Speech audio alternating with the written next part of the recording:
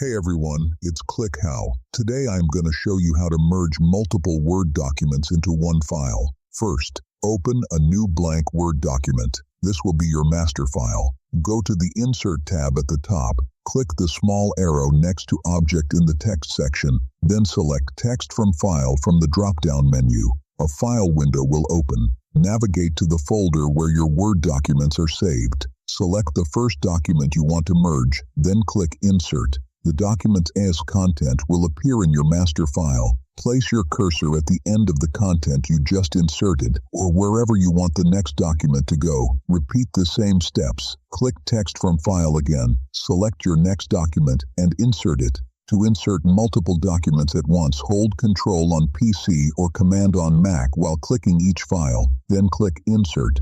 Word will merge them in the order they appear in the file list. One important thing to know, if you want to insert documents in a specific order, insert them one by one instead of all at once. Word follows the file list order, and you can't rearrange them after inserting without cutting and pasting. A quick tip, save your merged document as a new file with a different name. This preserves your original documents in case you need them later. If you found this helpful, make sure to hit that like button, subscribe, and ring that notification bell. Thanks for watching, and see you in the next video.